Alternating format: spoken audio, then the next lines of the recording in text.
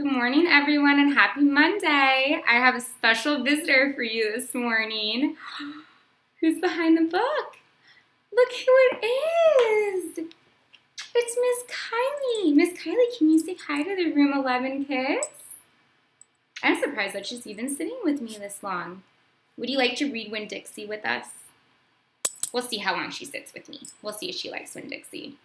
All right, so we are starting on chapter 18. We just left off on chapter 17, where Opal is realizing that if she is friendly with Amanda and if she is friendly with the Dunlap boys, that they are, reciprocating that, and they're waving to her and saying hello, something that she wasn't receiving before from them. So she was taking the advice of Miss Franny and trying to be the bigger person and trying to be kind, and it seems like that's paying off. Okay, so we're going to start at chapter 18. When we got to Gloria Demp's, I told her I had 2 surprises for her and asked which one did she want first, the small one or the big one. The small one, said Gloria. I handed her the litmus lozenge, and she moved it around in her hands, feeling it. Candy, she said. Yes, ma'am, I told her. It's called a litmus lozenge. Oh, Lord, yes. I remember these candies. My daddy used to eat them. She unwrapped the litmus lozenge and put it in her mouth and nodded her head. Do you like it? I asked her. Oh, Kylie, you want to stay? Oh, thank you. Do you like it? I asked her. Mm-hmm. She nodded her head slowly. It tastes sweet, but it also tastes like people leaving. You mean sad, I said. Does it taste like sorrow to you? That's right, she said. It tastes sorrowful, but sweet. Now, what's surprise number 2? A book, I said. A book? Uh-huh, I said. I'm going to read it out loud to you. It's called Gone with the Wind. Miss Franny says it's a great book. It's about the Civil War. 1 second, friends. Kylie only stays on our laps for about 30 seconds, and then she's good to go. It's about the Civil War. Do you know all about the Civil War? I've heard it mentioned a time or 2, said Gloria, nodding her head and sucking on her litmus lozenge. It's going to take us a long time to read this book, I told her. There are 1,037 pages. Woo-wee, said Gloria. She leaned back in her chair and crossed her hands on her stomach. We best get started then. And so I read the first chapter of Gone with the Wind out loud to Gloria Demp. And boys and girls, if I look here, I see that Gone with the Wind is in italics because it's the name of a book. I read it loud enough to keep her ghosts away, and Gloria listened to it good. And when I was done, she said it was the best surprise she had ever had, and she couldn't wait to hear chapter 2. That night, I gave the preacher his litmus lozenge right before he kissed me goodnight. What's this? He said. It's some candy that Miss Franny's great-grandfather invented. It's called a litmus lozenge. The preacher unwrapped it and put it in his mouth, and after a minute he started rubbing his nose and nodding his head. Do you like it? I asked him. It has a peculiar flavor. Root beer, I said. Something else. Strawberry? That too, but there's still something else. It's odd. I could see the preacher getting further and further away. He was hunching up his shoulders and lowering his chin and getting ready to pull his head inside his shell. It almost tastes a little melancholy, he said. Melancholy? What's that? So Opal doesn't know what melancholy means, and I want you to think right now again, based on what you know from what we've been reading about the candy, what do you think melancholy means? It seems like everyone has been on the same page with how they feel about this candy and that they taste that same specific kind of taste.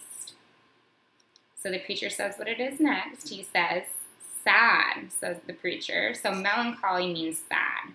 Part of shades of meaning, right? He rubbed his nose some more. It makes me think of your mother. Winn Dixie sniffed at the candy wrapper in the preacher's hand. It tastes sad, he said inside. It must be a bad batch. No, I told him. I sat up in bed. That's the way it's supposed to taste. Litmus came back from the war and his whole family was dead. His daddy died fighting, and his mama and his sisters died from a disease, and the Yankees burned his house down. And Litmus was sad, very sad. And what he wanted more than anything in the whole world was something sweet. So he built a candy factory and made litmus lozenges, and he put all the sad he was feeling into the candy. My goodness, said the preacher. Winn Dixie snuffed the candy wrapper out of the preacher's hand and started chewing on it. Give me that, I said to Winn Dixie, but he wouldn't give it up. I had to reach inside his mouth and pull it out. You can't eat candy wrappers, I told him. The preacher cleared his throat. I thought he was going to say something important. Maybe tell me another thing that he remembered about my mama. But what he said was, Opal, I had a talk with Mrs. Dewberry the other day. She said that Stevie says that you called him a bald-headed baby. It's true, I said. I did. He calls Gloria Dump a witch all the time. And he calls Otis retarded. And once he even said that his mama said I shouldn't spend all my time with old ladies. That's what he said. I think you should apologize, said the preacher. Me? I said. Yes, he said, you. You tell Stevie you're sorry if you said anything that hurt his feelings. I'm sure he just wants to be your friend. I don't think so, I told him. I don't think he wants to be my friend. Some people have a very strange way of going about making friends, he said. You apologize. Yes, sir, I said. Then I remembered Carson. Daddy, I said, do you know anything about Amanda Wilkinson? What kind of thing? Do you know something about her and somebody named Carson? Carson was her brother. He drowned last year. He's dead? Yes, said the preacher. His family is still suffering a great deal. How old was he? 5, said the preacher. He was only 5 years old. Daddy, I said, how could you not tell me about something like that? Other people's tragedy should not be the subject of idle conversation. There was no reason for me to tell you. It's just that I needed to know, I said, because it helps explain Amanda. No wonder she's so pinch-faced. What's that, said the preacher. Nothing, I said. Good night, India Opal, the preacher said. He leaned over and kissed me, and I smelled the root beer and the strawberry and the sadness all mixed together on his breath. He patted Winn Dixie on the head and got up and turned off the light and closed the door. I didn't go to sleep right away. I lay there and thought how life was like a litmus lozenge, how the sweet and the sad were all mixed up together, and how hard it was to separate them out. It was confusing. Daddy, I shouted. After a minute, he opened the door and raised his eyebrows at me. What was that word you said? That word that meant sad? Melancholy, he said. Melancholy, I repeated. I liked the way it sounded, like there was music hidden somewhere inside it. Good night now, the preacher said. Good night, I told him back. I got up and out of bed and unwrapped a litmus lozenge and sucked on it hard and thought about my mama leaving me. That was a melancholy feeling. And then I thought about Amanda and Carson, and that made me feel melancholy too. Poor Amanda and poor Carson. He was the same age as Sweetie Pie, but he would never get to have his 6th birthday party.